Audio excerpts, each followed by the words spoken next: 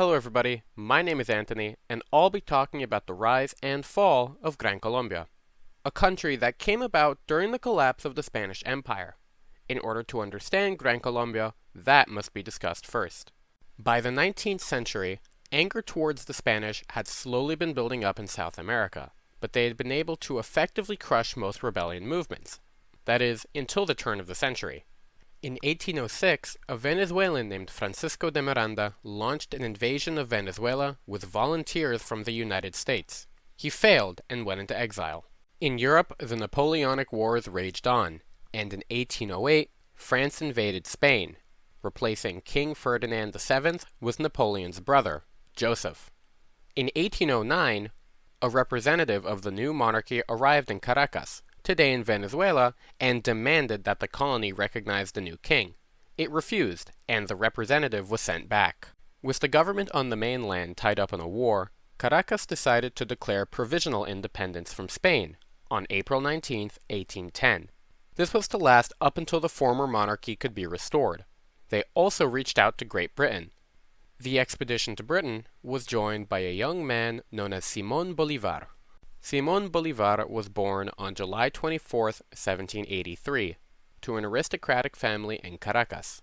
He was born into a criollo family, people directly descended from Spaniards. These days, he is known as El Libertador, the Liberator, a title earned through his efforts for South American independence. At this point, however, he had not earned such a distinction. In 1803, Bolívar traveled to Europe, where his childhood tutor Simón Rodriguez immersed him in Enlightenment thought. The trip instilled within him the desire to see Spain's South American colonies be free. He returned to the colonies in 1807, a year before Napoleon's fateful invasion of Spain. Now back to Caracas. The Spanish governor was deposed and replaced by a junta to maintain the colonies as Spanish holdings. Racial, social, and political differences caused instability within the government, and it was unable to secure control over the entirety of the colony. Over the course of its existence, royalists and pro-independence groups jockeyed for the fate of the junta. While working for the junta, Bolívar was sent to England to try to obtain support for the government. Britain did not provide any, but although the mission was unsuccessful, he did meet the exiled de Miranda and convince him to return to Venezuela. Events in Spain continued to affect the politics of its colonies. Napoleon's invasion led to the formation of a governing junta in Iberia. Originally, this government supported nominal representation of Spain's colonies, but as it lost more and more land and political differences grew, people in the colonies began to grow weary of continued ties to Spain. A year later, on July 5, 1811, Venezuela declared full independence from Spain. This first government was known as the First Venezuelan Republic. The republic was short-lived. Royalist forces, loyal to Spain, were not eager for the colony to be free, and they retained control of parts of the region.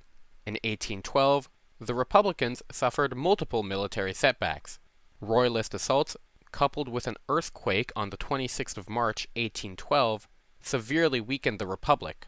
Soon after, it fell apart, and its leaders were drawn into exile. De Miranda, who had been granted dictatorial powers in the waning months of the state, attempted to sue for peace. Bolívar, considering his actions treasonous, arrested him, and later turned him over to the Spanish as a prisoner.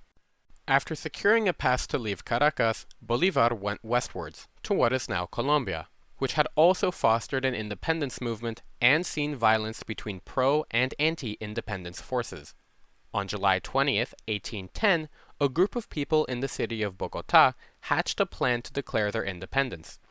They asked Joaquín González Llorente, a Spanish merchant, for a vase to decorate a celebration of Antonio Villavicencio, a visiting Spanish official. When he declined, it was used to start a riot. Another man went to the viceroy's home and asked for an open town meeting to discuss independence, a request that was also denied. Independence supporters ran through the streets, inciting the population.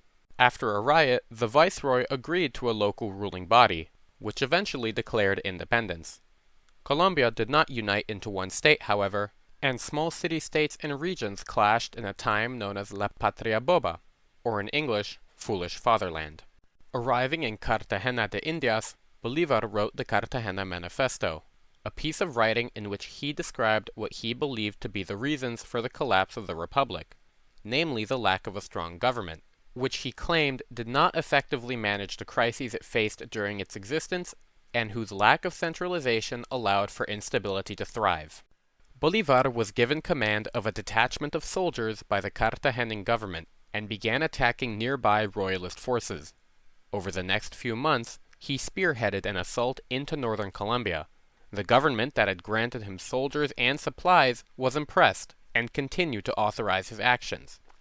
In May of 1813, Bolivar was given permission to invade Venezuela, beginning the Admirable Campaign. In June, he declared a war to the death and proclaimed that Spaniards who did not cooperate would be executed. This was a reaction to atrocities that had been committed against the Republicans. Notably, an exception was made for those who had been born on the continent. On August 6th, his army entered Caracas. He was given the title El Libertador and assumed the role of dictator, forming the Second Republic of Venezuela. In the east, other Republicans were able to take over large swaths of the colony. This was by no means the end of the fighting. Although Bolivar and his allies had secured most of Venezuela, royalist-aligned forces and social tensions contributed to instability in the region. The Second Republic would be brought down a year later, in the summer of 1814. A notable royalist commander was José Tomás Boves, who had shown prowess in combat and was able to successfully recruit soldiers from the Llanos, a series of plains which stretch from Venezuela to Colombia. After the fall of Caracas in July, Boves continued his westward campaign before dying in battle on December 5th, at which point the Second Republic had been destroyed and Bolivar had entered a second exile. Thank you so much for watching. Next time we'll discuss Bolivar's second exile as well as his return to Venezuela and the establishment of Gran Colombia. If you enjoyed the video, please remember to leave a like and subscribe. Ant out.